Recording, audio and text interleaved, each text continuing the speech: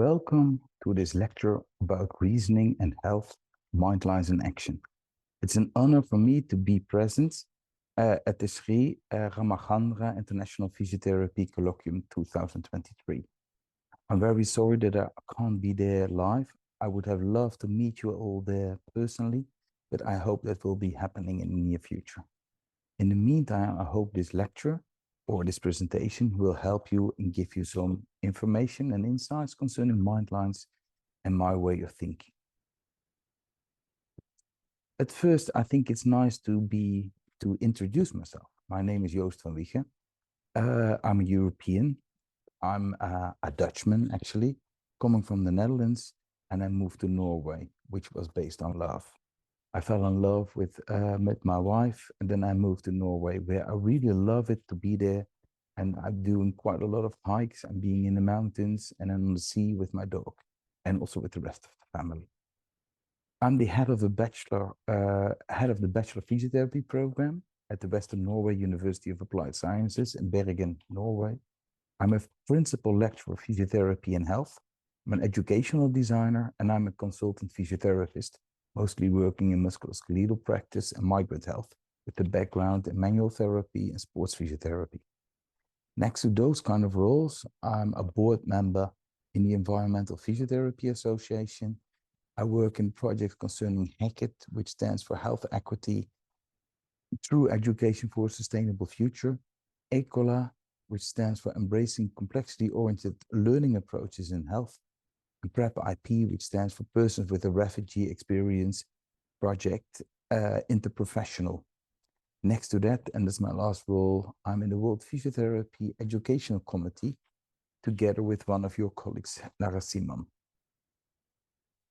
Well, this is kind of who I am, so I hope for the next bit you get more information on what we're going to talk about. So I created a kind of an overview, and the main thing in our story will be Rowan. It's a Rowan story. So we will talk first to introduce you to Rowan. Afterwards, we go into mindlines and physiotherapy, which we definitely make a connection to Rowan's story. After that one, we go into the capability approach in health, which we also connect to Rowan's story. Finally, going to Synefin framework, connecting and again to Rowan's story. And then I will summarize and create some action or ask for action.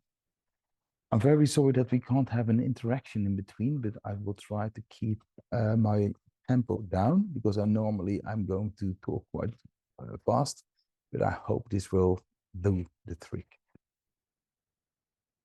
So please enjoy the ride. First of all, I want to introduce to you Rowan. Rowan is a male. He is 45 years old and he's born and lived in Pune in India. I really hope I pronounce it correctly because my Indian pronunciation is not the best in the world. But I hope you apologize me for that one. Rowan is married. He has two sons, 14 and 10 years old, and he loves his family. His work is a high school teacher, and his personal interest is that he's really active in local cricket leagues. He enjoys hiking and community volunteering, so he works quite a lot in helping people to read and write and other things that he does. Currently, that he is visiting us as physiotherapists is he has a recurrent lower back pain, which really impacts his ability to teach and engage in recreational sports. So this is kind of the story that we try to imagine and remember then constantly when we go and talk about different items. So to continue, it would be nice to see, okay, what does this mean and what does this say about Rowan? As a physiotherapist, most of the time we will use an ICF framework, which I understand that everybody knows, also with you, like the International Classification of Functioning, which provides some ideas concerning health and both positive and negative elements. In this case, we could say about Rowan, that his primary condition is a chronic lower back pain, and his secondary condition is stress-related hypertension and occasional insomnia. So he really, yeah, it's not always good, and he has some sleeping disorders. Concerning his body functioning structures, we could say that he suffers a bit from reduced lower back mobility. He has some intermittent pain, and he feels also some muscle stiffness, mostly around his lower back. At the same time, his functional abilities, he can still maintain basic mobility, but struggles with prolonged standing and certain sport activities, especially cricket, which is quite hard. Concerning activities and participations, he's able to perform routine activities with occasional discomfort, which means he goes to school and he does some small things sometimes. Uh, as a high school teacher, he experienced discomfort while standing for long periods during classes, which is kind of one of the things that he normally does. He's active in local cricket league. However, his participation has decreased due to the back pain. So normally he does quite a lot of things like refereeing and playing himself, but he's now going down. So now we have all the information about Rowan, and we understand his condition, and we understand what it's actually all about. In this sense, it would be interesting to see how we go to our reasoning process. And of course, we can go for a linear model, which we consistently ask questions and we had answers. But actually, I believe that normally when we try to make sense of what a patient is about, we use more than just the guidelines that we use. So the guidelines are the kind of an information source, but actually our reasoning process as physiotherapists goes on different levels. In that sense, it might be interesting to introduce here a mind line. But what are actually mind lines? Mind lines are actually a kind of a clump or a nut of different ideas and local norms which come to make sense of us. And it helps us to understand what's actually into the world and how we can make sense of the problem of a patient. Mind lines are described at the first time by John Gabay and Andre Lemay, who are both professors in general practice and medicine and in nursing. What they have done, they noticed that when you saw health professions work, they use more than just research evidence. They had a lot of contextual information that they put all together. So that's what they say. They use illness scripts, technical skills, soft skills, trainees, use role models behavior, institutional culture, peer values, guidelines, embedded science, rules of the thumb, and local norms and routines, and much, much more. And they use it to make a kind of sense of what it is. So that's why they thought, thinking, let's create something concerning a mind line. And mind lines, as they mention it, are internalized, collectively reinforced, partly tacit, guidelines in the head that clinicians use to guide their practice. That partly tacit means that it's not like you haven't trained for it, but it's actually that you start to build in while practicing, while based on your experiences. So mind lines are one person's mental embodiment of their knowledge in practice, in context. Kippik. This is quite interesting to understand that knowledge in itself is not always generalizable, but we have to see knowledge in practice in the context where we are treating the patient. So the mind lines are flexible, they're malleable, they're practical, and they're contextual. They can change. It is a kind of pattern recognition, but much broader than heuristics or illness scripts and rules of the thumb. They are kind of an efficient and elegant thinking for complex problems. And here I would say there's always a kind of a complex problem, maybe also with Rowan. We can say that mind lines are kind of sources of evidence which will help us to local guides, for colleagues, for patient views, and for experiences, for textbooks. So it kind of mixes more sources of evidence together that makes sense, that helps us to make sense of what we actually look upon. When we look upon how it looked like when we meet a patient, we could say we have a formal view concerning education or concerning healthcare or concerning treatment or physiotherapy. Then we will have a kind of a collective mind line, what we will rethink about it. For example, the whole physiotherapy profession. And then we have a mind line of ourselves. What are our ideas concerning health, concerning illness, concerning questions that a patient comes to us? What are the indications, contraindications? At the same time, we could say that also patients have the same thing. So they have media, they have portrayals by adverts or by other things. They have their communities who think, and they have their own conceptions. And actually, concerning the mind line helps us to bring those together and to see how it fits. So this is also what we're going to do with Rohan. So we try to see not only what we think based on the evidence, what we just got, how we're going to proceed, but also what it is there based on his kind of ideas. So we could say when we have more additional information, then first of all, we go a little bit deeper in the ICF and the environmental factors and the personal factors. So from an environmental factor, we could say that he lives in a suburban area of Bern. He commutes to school, involved driving, which can exacerbate his back pain. He has a standard classroom setting, and he lacks some ergonomic supports. He has a strong support network of family and friends, and he's an active community member in a social environment. And he has access to physiotherapy and general healthcare services. When we go in his personal factors, he has a generally active and health-conscious lifestyle. He's motivated to maintain an active lifestyle. However, his recent health issues have led to frustration and stress. Concerning his coping styles, we can say he's generally positive, but occasionally feels overwhelmed by pain and its impact on life. And culturally, he values an active community involvement and physical fitness. So this is kind of tells a little bit of the story, but he's already there. So we get more information about him, and we have this in a kind of interaction way. So when we start talking, we will find out that Rowan is a little bit apprehension about invasive procedures and long-term medication use. That was also kind of his restriction concerning the back pain, that he thought he has to go to a doctor, or maybe it should have been surgery. And he wants to be active, and he doesn't want to go in this kind of medications. And he's really a little bit afraid of, he thinks that he has to go for an operation, he loses everything. So based on our understanding of Rowan's active lifestyle and preference, the physiotherapist, we integrate sports-specific rehabilitation exercises and functional training into his treatment plan. So we try to make it as positive and as active as possible. Although this seems to help for the beginning, we figured out there was something more that is kind of nagging in here on his story. So despite the initial enthusiasm, Rowan experiences fluctuating pain levels and becomes skeptical about the effectiveness of the therapy, showing sign of non-resonance. And this is kind of happening after 2-3 weeks, that he thinks, this is kind of weird. Why are we not changing? So he's doing the exercise, but it kind of stays on the same level. So we have to dive deeper again. So we have to start thinking, okay, are there other things involved? Can we look upon it from different angles?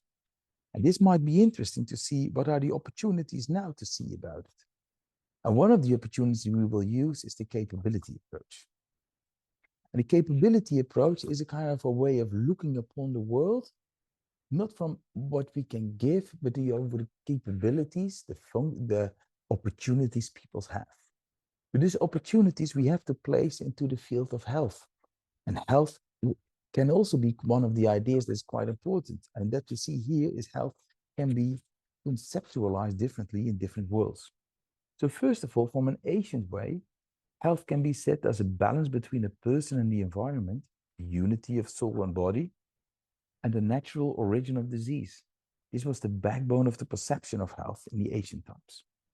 When we go to the WHO, we can say that health is a state of complete physical, mental, and social well-being, and not merely the absence of disease or infirmity. Well, what I figured out from an Indian perspective, health from an Ayurvedic perspective is defined as a gracious, tranquil, content, joyous, bright, and clear state of the body, senses, mind, and spirit, including the balanced state of one's natural constitution, all bodily tissues, the digestive capacities, and waste excretion. I've grown up for the last years as health as the ability to adapt and to self-manage. And I have to say, I like the Ayurvedic perspective much more because it's really holistic. And this also means something that we have to think of, the different patients might have different health perspective. Let's imagine that Rowan's perspective is concerning more the Ayurvedic perspective. When we go then further towards capabilities, we go into these capabilities, which is a concept divided by Amartya Sen, which he wrote that the capability of an individual depends on a person's ability to choose and to achieve the functioning they need to live a life they have reason to value. This is kind of a lot of words, but I try to explain it a little deeper. The capability approach is conceptualized by Amartya Sen and further developed by Martha Nussbaum is a framework that focuses on what people are actually able to do and to be. In other words, their capabilities. The emphasis is the importance of enabling individuals to achieve valuable functionings in their lives. In this approach, functionings refer to the various states of being and doing that a person can achieve. These include aspects like being healthy, having a good job, being able to participate in the community, having access to education, and so on. These functionings are essentially the various activities and states that make up a person's life. Capabilities, on the other hand, refer to the real freedoms or opportunities that people have to achieve these functionings. It's about having the ability or opportunity to achieve what one values. For example, the capability to be healthy involves not only just the absence of illness, but also access to healthcare, good nutrition, clean water, and a clean environment. And also, in this case, what we just said concerning health from an Ayurvedic perspective. The core of the capability approach is the distinction between functionings and capabilities. Functionings are the realized achievements of a person, whereas capabilities are the various combinations of functionings that a person can achieve. It's about the freedom to choose different types of lives and activities. So it definitely goes concerning the capabilities of a person, the opportunities that people have based on the circumstances, and how they can bring it to functionings. In this sense, it might be interesting to look upon the capabilities that we talk about with Rowan. What kind of capabilities does he have, and can he bring it to his functionings? Well, the functionings that he wants is at least something to do with cricket and work teaching and being on the class. So when we go more into the model, we can see the capabilities of a person to function in the middle, and we see that the functioning is there, assign the choices. In this case of Rowan, we could say that probably the capabilities he has are not the same that he can bring them into functioning. So we can look a little bit deeper into the capabilities and also what can we add to bring them into function. So in this sense, the capabilities are the central stand, and we use agency, we use him to help that he has agency to bring this into functionings. So what will this bring to his case? When we reassess Rowan's story, we can recognize that Rowan's pain is limiting his ability to engage in sports and teaching, which are crucial to his identity and well-being. In this sense, we move directly a little bit and help beyond the biomedical model. We go a little bit more in line with the health concept that we just explored here.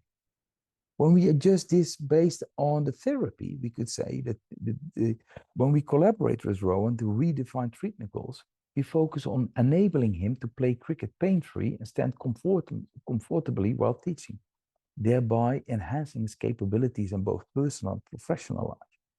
This means that we are focusing actually on the positive things in life, what he can do, and try to find out where his sense of control, that he has the control over the things. Of course, there are some boundaries, but it's not like yes or no. So we have to figure out what can he do within the limits that are, so that we are moving in the right space, in the right space. Unfortunately, also in this case, we still have some problem. So Rowan starts to experience increased anxiety and stress related to his condition. Although his physical symptoms have improved, the fear of recurrent pain starts to limit his willingness to engage in activities that he previously enjoyed, like playing cricket and hiking. And this has happened again after 3-4 weeks, and he was so positive. Still, it's this awful feeling. So Rowan becomes hesitant to participate in sports. This impacts his social life and recreational activities.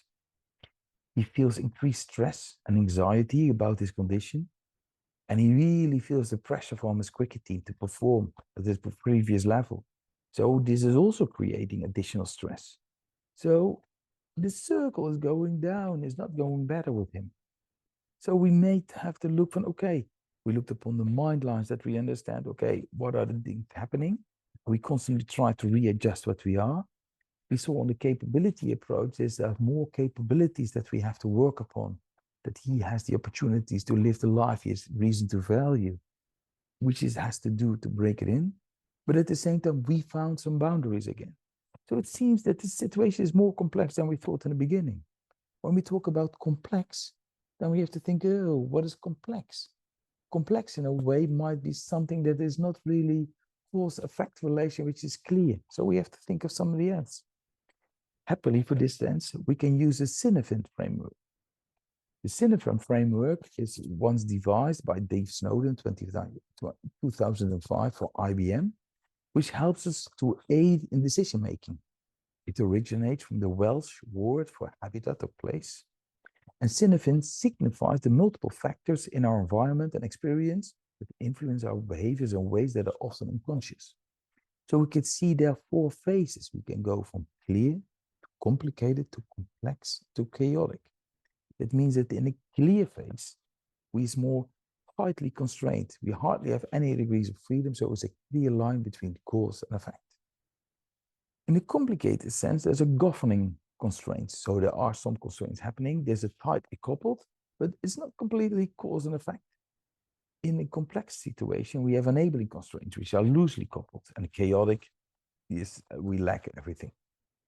When we look upon this one more into the phase of physiotherapy, we could say that a simple of clear cause, as we say, there are known and predictable cause and effect. For physiotherapy, this could involve common conditions with well-established treatment protocols. Actions are straightforward, like following as a recipe.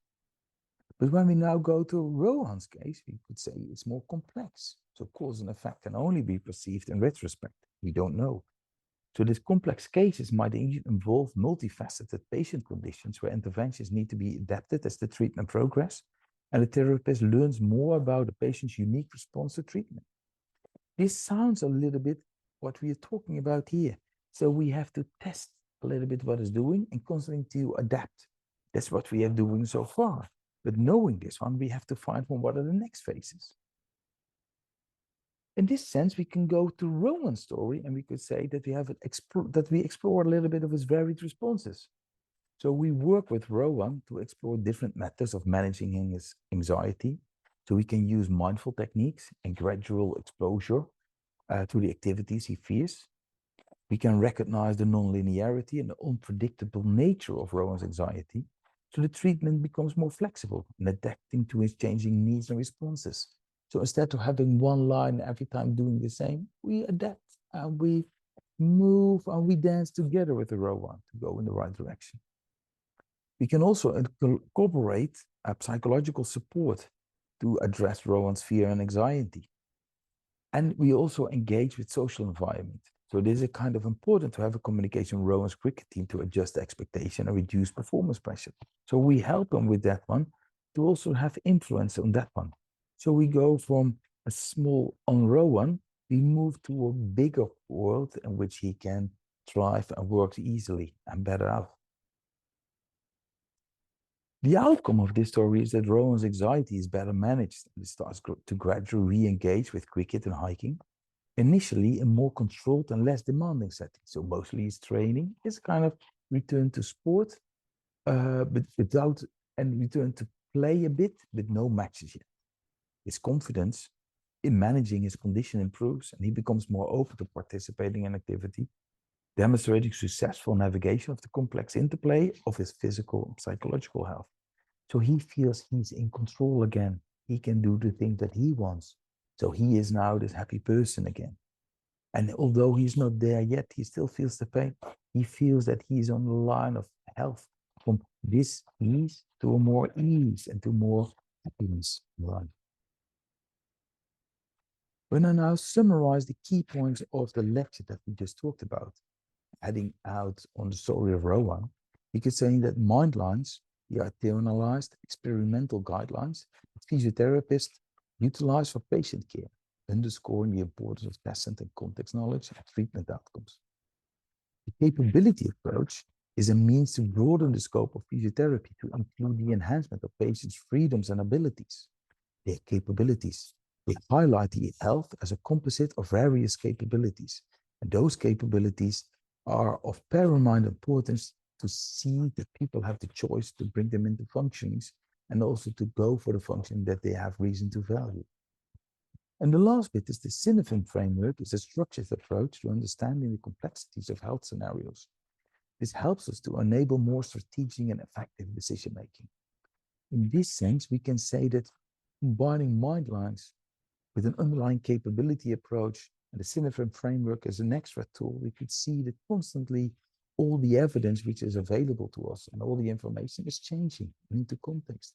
And we have to look upon it critically and bring it into practice and into context. So we could say that in this sense, we are using knowledge in practice, in context. As a final call to action, I would say let's embrace the integration of Mindlines into your clinical practice, allowing for a deeper connection with your patients and a more nuanced approach to treatment. So that means that you have a shared decision making and you do it together. When you let the capability approach guide you in fostering your patient's ability to lead the lives they value, and not just managing symptoms, helping out to give them control in their life. So they have the choices again to bring their capabilities into functions. And definitely look also upon the capabilities which they should have. Employ the Cinefin framework to navigate the various complexities of patient care with confidence.